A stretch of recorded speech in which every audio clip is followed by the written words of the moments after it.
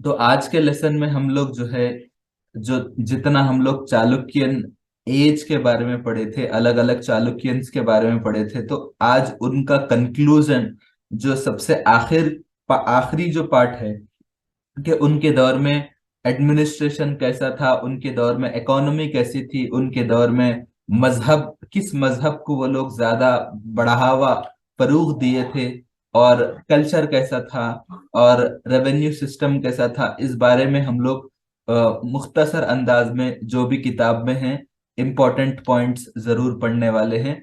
एक चीज ये है कि ये क्यों जरूरी है, इसलिए कि आप सिर्फ किसी भी डिनास्टी के बारे में, किसी भी सल्तनत के बारे में पढ़ने से काफी नहीं है, बल्कि उस डिनास्टी का, उसके खास टर्म्स रहते कि उस डिनास्टी में टैक्स कलेक्ट करने वाले का क्या नाम था, ऐसे सवालात ग्रुप 4, ग्रुप 3, ग्रुप 2 में आते अक्सर। तो ये एक बहुत ज्यादा अहम पार्ट रहता किसी भी डिनास्टी का, कि उनके दौर में कल्चर कैसा था, इकोनॉमी कैसी थी, सोशल कंडीशंस कैसे थे। तो आज हम लोग वो पढ़ने वाले हैं। तो इनका जो एडमिनिस्ट्रेशन है, फर्स्ट उसको हम लोग समझेंगे कि बिटवीन 6 to 12th सेंचुरी, क्योंकि चालुक्यन कब से कब तक तेलंगाना और कर्नाटक की सरजमीन पे हुकूमत किए, 6वीं सदी से 12वीं सदी तक, ये एक बहुत बड़ा टाइम है। तो जैसा हम लोग शातवाहनास के बारे में पढ़े कि उन लोगों ने भी एक 400 450 साल का अरसा के अरसे तक हुकूमत किया, तो इन लोगों ने भी एक लंबा अरसा यहाँ पे हुकूमत किए थे। तो Telangana area was under the rule of Chalukyas of Badami, Vemulawada, Mudigonda and Kalyani. तो चालुक्यास के जो अलग अलग फैमिलीज है, जिनके बारे में हम लोग हर एक के बारे में, बादामी चालुक्यास के बारे में पढ़े थे, वेमुलवाड़ा चालुक्यास, मुदिगोंडा चालुक्यास एंड कल्याणी चालुक्यास। तो इन चार बड़ी जो खानदान है चालुक्यास के, इन खानदान के जेरे असर तेलंगाना की सरजमीन थी। तो इस दौर में क्या हुआ कि इस दौरान they made land grants to Brahmins and even to government employees. इन लोगों ने क्या किया कि ब्राह्मण्स को, मतलब एडमिनिस्ट्रेशन की बात बता रहा हूं, कि इन लोगों ने ब्राह्मण जो रहते, जो इनके हिंदुओं में जो मजहबी किताबों के जानने वाले, उनके हिसाब से जो लोग ज्यादा इल्म वाले रहते उनके मजहब के, उनको जो है सरकारी जमीनें बतौर तोहफा, इसी तरह जो सरकारी मुलाजिमीन है इनको लैंड ग्रांट्स दिया करते थे, किसके बदले, कैश पेमेंट्स के बजाय जमीन दिया करते थे। तो जिसके नतीजे में क्या हुआ, which led to the rise of feudalism. तो क्या हुआ कि फ्यूडलिज्म बढ़ गया। फ्यूडलिज्म का मतलब ये रहता कि आप किसी को बोल दिए कि चलो वहां से 100 एकड़ तुम्हारे हैं, तो अब वो क्या करता कि 100 एकड़ अपने पास रख लेता, और उन जो वो जो जमीन है वहां के जितने लोग आबाद है, एक गांव समझिए, किसी को दे दिया गया, तो वो गांव अपने पास रख लिया। तो अब उन जो है फ्यूडलिस्ट बन गया, वहां पर जितने गांव के लोग हैं इसके ताबे हो जाते, इसके फरमाबरदार हो जाते। तो छोटी छोटी हुकूमतें बन गई समझिए।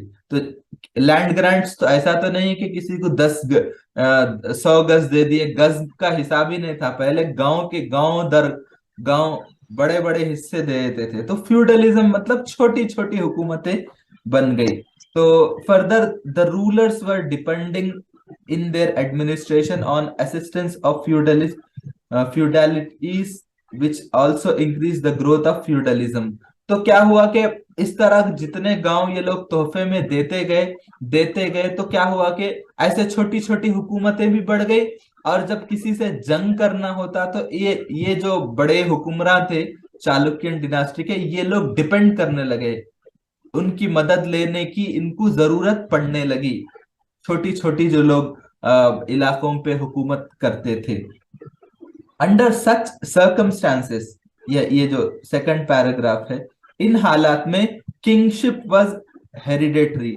तो जो बादशाह होता था वो क्या है, मौरूसी अंदाज में होता था, यानी बाप बादशाह है तो फिर उसका बेटा उसका वारिस बना, फिर बाद में वो बादशाह बनता। तो the Kings authority consisted of 7 items.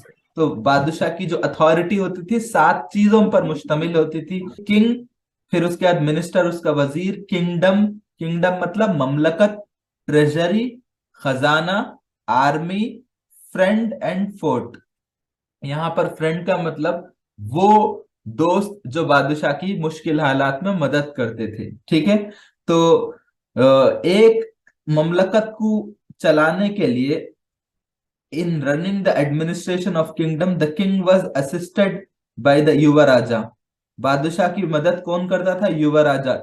युवराजा का मतलब, युवा राजा का मतलब आमतौर पे लफ्जी माना है नौजवान बादशाह यानी प्रिंस।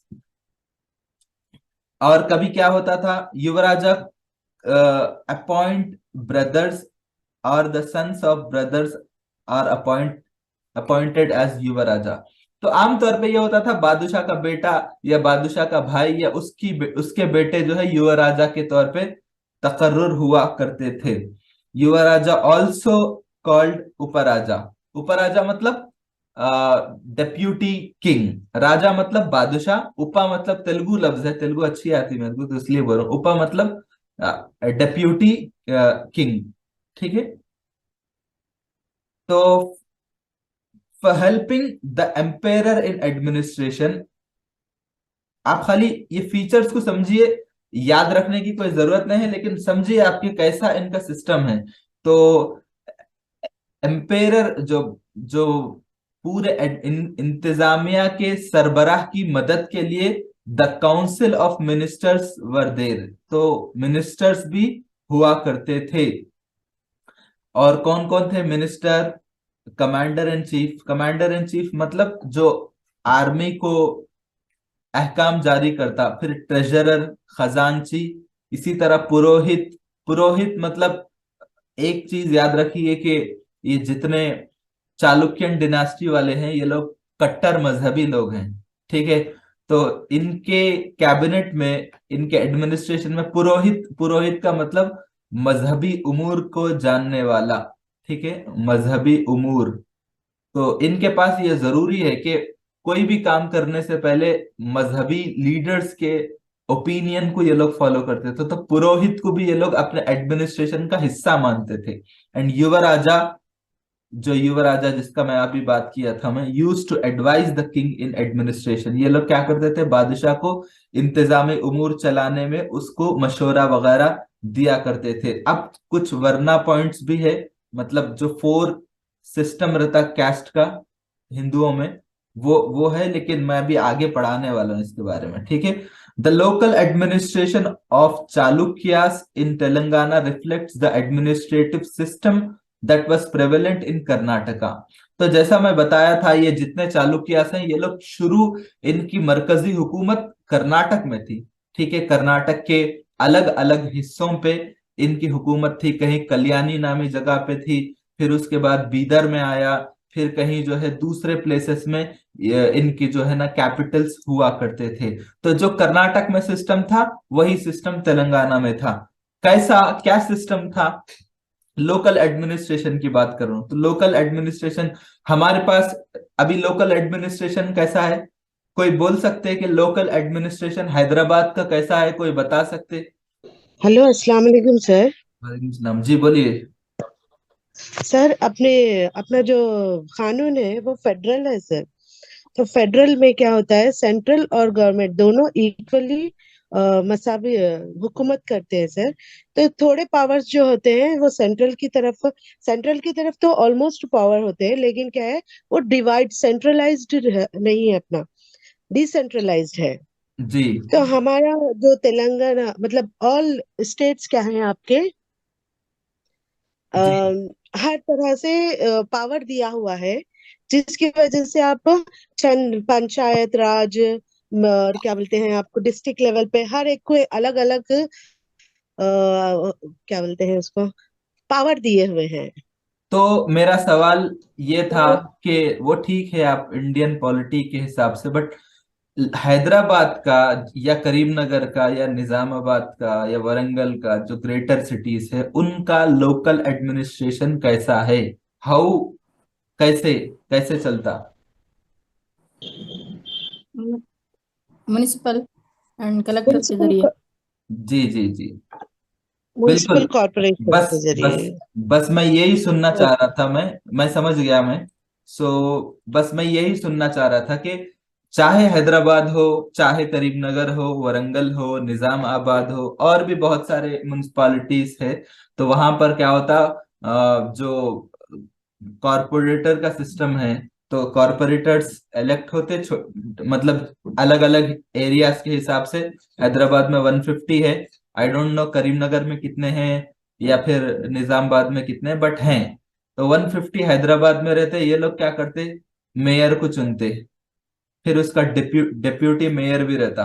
तो ये लोकल एडमिनिस्ट्रेशन है, ठीक है। तो एक सेंट्रल एडमिनिस्ट्रेशन वो तो मोदी है, और स्टेट एडमिनिस्ट्रेशन जैसा चीफ मिनिस्टर है। उसी के हिसाब से थ्री फोल्ड सिस्टम भी है हमारे पास। थ्री फोल्ड सिस्टम इंशाल्लाह कभी बाद में पढ़ेंगे। So that is not a part of our class today. But local administration Hyderabad का कॉरपोरेटर्स के हिसाब से है। और भी आगे बढ़ेंगे तो आपको काउंसलर बोल के रहता, वो भी चलता, लेकिन वो ग्रेटर नहीं रहता। छोटे छोटे जो शहर रहते वहां पर काउंसलर बोल के रहता। तो इंशाल्लाह फिर कभी बाद में पढ़ेंगे उसके बारे में। तो बस यही पूछना था। तो the Telangana region was divided into rashtras. तो मैं जैसा अभी बताया था कि 150 डिविजन्स रहते हैदराबाद में, तो हर डिवीजन का एक कॉर्पोरेटर रहता। तो सेम राष्ट्रास, डिवाइडेड इनटू राष्ट्रास, फिर विषयास, फिर भुक्तिस कंसिस्टिंग ऑफ 50 to 70 विलेजेस। तो बिल्कुल राष्ट्रास, विषयास और भुक्तिस बोल के लोकल एडमिनिस्ट्रेशन की तकसीम होती थी। और इसको, इसका जो सरबराह होता था, इंचार्ज होता था, वो राष्ट्रपति। आज के दौर में राष्ट्रपति बहुत बड़ा है। उस दौर में जो है छोटे छोटे गांवों का भी सरबराह होता था, जिसको राष्ट्रपति बोलते। और द विषयपति एंड भोगपति। तो राष्ट्रपति भी होता था। विषयपति मतलब सब्जेक्ट, विषयपति मतलब जो उस सब्जेक्ट से रिलेटेड मालूमात वगैरह रखता था, उसको बोलते थे।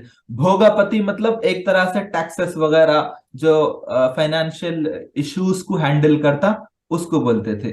तो the Rashtrapati was in-charge of military and civil administration, ठीक है। सिविल और मिलिट्री एडमिनिस्ट्रेशन को डील करता था। The vishayapati was a replica of rashtrapati in the विषया, ठीक है।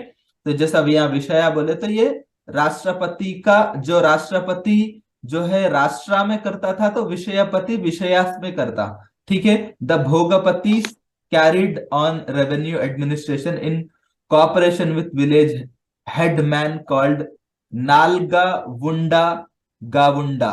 तो बहरहाल ये बताना चाह रहा हूं, जो भोगापति रहता, उन क्या करता था, जो रेवेन्यू लोगों से पैसे लेके जो इंतजामी उमूर चलाने की जो जिम्मेदारी होती थी, वो अदा करता था। और उसके लिए जो गांव के बड़े लोग थे, उनकी मदद वो लिया करता था।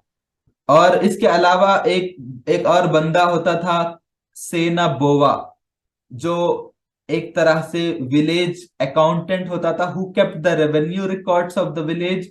जो के गांव के जो रेवेन्यू रिकॉर्ड्स रहता था, उसको मेंटेन करते थे। इसी तरह Talari, who assisted the accountant, ठीक है। अब कई लोग सुनते पटवारी बोल के, कितने लोग नहीं सुने, गांव में जो है पटवारी बोल के रहता, जो कि लैंड के रिकॉर्ड्स वगैरह मेंटेन करता। अगर कोई जमीन खरीदा गांव में, पंचायत सिस्टम जहां पे रहता, गांव मतलब हर गांव नहीं रहता, जो पंचायत सिस्टम जहां पे रहता वो गांव है, तो उस हिसाब से बोल रहा हूं मैं। तो गांव शहर हम बोल लेते, बट गांव जो है एक्चुअल में जो लोकल एडमिनिस्ट्रेशन के हिसाब से है, वो एरिया को बोलते हैं जहां पर पंचायत सिस्टम चलता। तो पटवारी, जो लोग गांव वगैरह जाते तो अक्सर आप देखते होंगे पटवारी बोल के रहता। तो patwari is nothing but who keep the records of lands. तो ये जो पटवारी होता था, वो क्या करता था, land revenue of the village, ठीक है, लैंड रेवेन्यू भी कलेक्ट करता, ठीक है। और आज के दौर में जो है लैंड के रिकॉर्ड्स भी रखता। और कोई जमीन खरीदा तो जो है उसके पास लोग जाते, पटवारी के पास जाके बोलते मेरे को ट्रांसफर कराना है, मेरे को इसको देना है, उसको देना है, ठीक है। तो each village was headed by gram sabha. Gram sabha जो है, हर हर गांव में ग्राम सभा होता था। जैसा एक इंडिया का पार्लियामेंट होता और स्टेट का क्या रहता, असेंबली रहता, तो सेम इसी तरह गांव का ग्राम सभा होता। और आपको मालूम होना चाहिए, आप अगर कोई गांव को जाएंगे जहां पर पंचायत सिस्टम है, वहां पर जाने के बाद आप देखिए एक टाइम रहता, हर महीने में एक बार एक मीटिंग रहती, गांव के लोग आते और जो जिसको वोटिंग पावर रहता, कोरम रहता उसमें, मतलब कोरम मतलब इतने लोग रहना बोल के रहता। तो वहां पर आने के बाद गांव के फैसले होते। तो अगर आप पंचायत राज एक्ट पढ़ेंगे इंडियन पॉलिटी के अंडर, तो बड़ा इंटरेस्टिंग पार्ट है ये। तो ग्राम सभा मतलब गांव के लोग अपने गांव के बारे में फैसले करते, और आज भी होता है। हर पंचायत में आप जाएंगे तो वहां पे ग्राम सभा होते, आप जाइए कभी। आप अपने, अगर आप हैदराबाद से हैं तो हैदराबाद से बाहर कभी जाइए, या आप करीमनगर में या फिर निजामाबाद में रहते तो आप कभी जाइए पंचायत इलाकों में और ग्राम सभा को देखिए, कैसे लोग फैसले करते अपने गांव के बारे में, कि स्कूल बनना चाहिए, छोटा सा एक टैंक भी बनाना है पानी के लिए, उसके बारे में भी फैसले करते।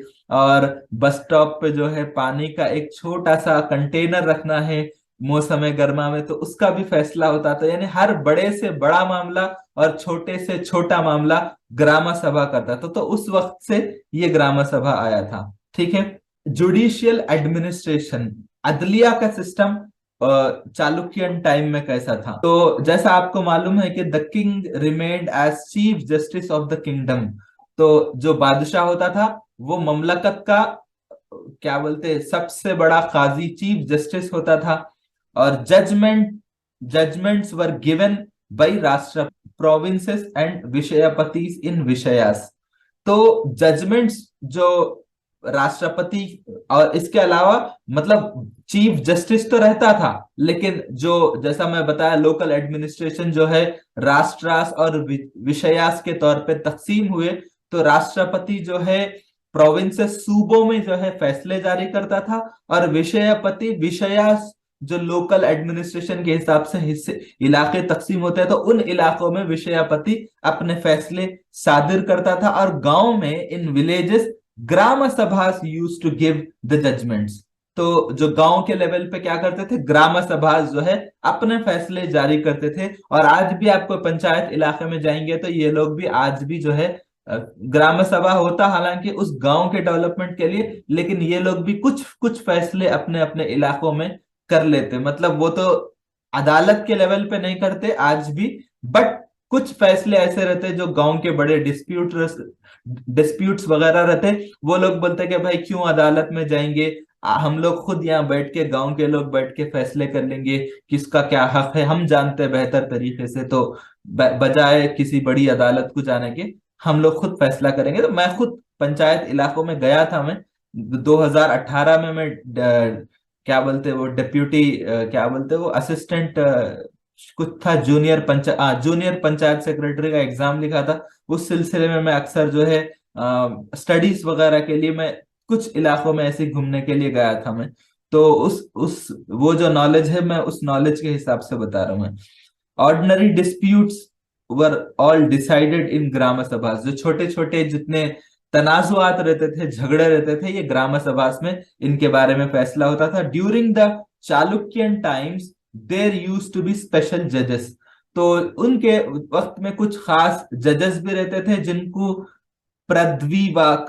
पृथ्वीवाकास के नाम से जाना जाता था। when disputes occurred between villages regarding land borders and use of water from river, kings used to get them solved through पृथ्वीवाकास।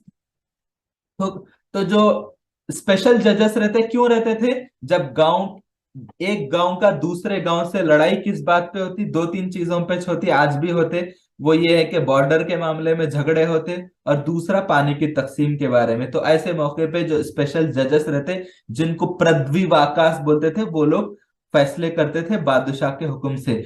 और देर मिनिस्टर या पृथ्वीवाकास फैसले करते थे, या उनके वुजरा करते थे, या उनके जो कैस्ट एल्डर्स रहते, जो उस कैस्ट के जो बड़े लोग रहते थे, उनके जरिए से फैसले हुआ करते थे। तो the judgements that were delivered by these courts were issued with king's emblem.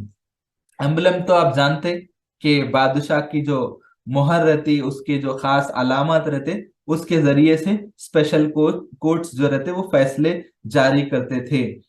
For putting the stamp of the emblem there use to be special officers. तो वो जो मुहर लगाने की जो जिम्मेदारी रहती बादशाह के खुसूस एम्बलम के साथ, निशान के साथ, तो उसके लिए भी खास ऑफिसर्स हुआ करते थे, जिनको मुद्रा मुद्रावार मुद्रावार तुलास। ठीक है। मुद्रा का मतलब, तेलुगु में बोल रहा हूं आपको, मुद्रा का मतलब स्टैंप को बोलते हैं। हाँ, मोहर लगाने की जो जिम्मेदारी रहती उसके लिए भी खुसूसी ऑफिसर्स हुआ करते थे, जो फैसलों पे जो है बादशाह के जो मतलब वो जो स्पेशल कोर्ट्स रहते उनके फैसलों के ऊपर बादशाह के एम्बलम और उसके स्टैंप को लगाते थे।